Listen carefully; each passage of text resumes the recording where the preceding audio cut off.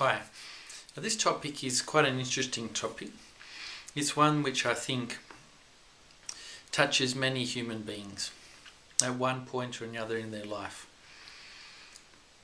So it's the point about how sex enslaves or liberates a person.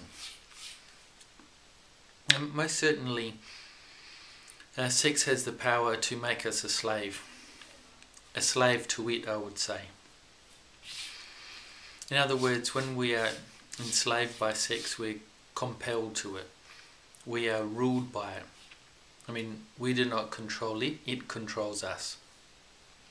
We become a slave to our desires, to our passions, to our supposed needs. But I would really like to ask myself that and ask you as well.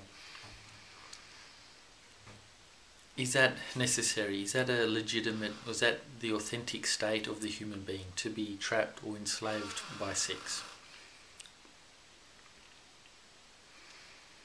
When I think about it deeply, I think that that's not right, that the human being should not be in that position or situation, being ruled by, enslaved by their sexual appetite. Rather, we should be in control of it. Now, sex is so powerful that it can really take over our lives. It can really create havoc in our lives. It can really ruin our lives. It can really dictate our lives. So it really cannot be in control.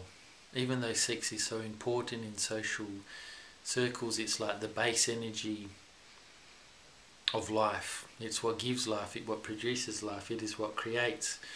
As we're the product of it, it is in that energy, special sexual energy is in every cell of our body. But nonetheless, it's something that shouldn't control us. When we think about it, we have a real interesting question that pops up. Do we want to feel satisfied, or would we rather feel free? Well, maybe some people would say they want to feel satisfied, but going into that line of things takes you into a very vicious circle, a vicious cycle of never-ending pleasure seeking. And that activity of seeking pleasure always is what takes over your life and what ultimately ruins, or very quickly ruins your life.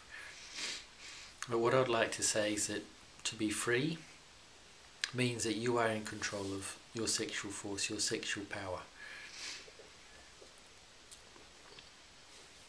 In the sense that you decide how and when you want to use it. And then you can, usually what enslaves us also degenerates us, what ruins us, makes us weaker, what decrepitates us. But what liberates us makes us more, enhances our dignity, makes us stronger, more disciplined, smarter, intelligent, more upright, etc. So when we control it, naturally we're not going to use sex in a way that will bring our morale down. It will rather lift our morale.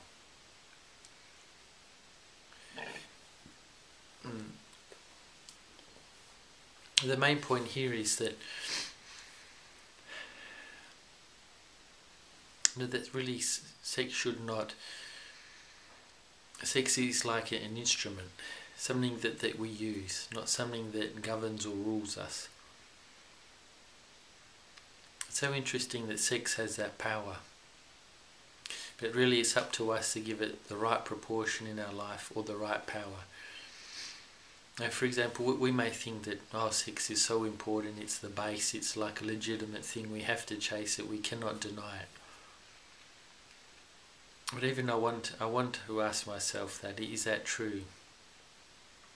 And sure, we can deny it for a while. Sure, we can, instead of being ruled by it, we can use it wisely to our benefit.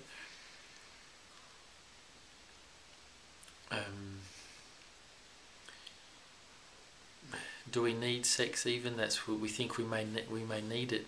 Perhaps well we do, but not every day, not every hour, not every 3-4 hours, etc. As you know, some people who are really addicted to sex are compelled to do. But nonetheless, when sex controls us, everything gets out of order, out of proportion. It's sort of really what should be in control of our life should be our intellect, our emotion, our common sense. The balanced vision of life should really be what guides and controls our life. But when sex is in control, there's no balance, because it is not the natural right order for sex to be in control. It's more for the intellect, the emotion to be in control.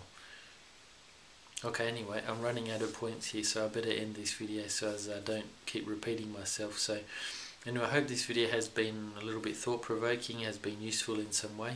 Okay, and here, thank you once again for watching, and perhaps I have some other videos on the same subject later. Okay, thanks very much. Bye.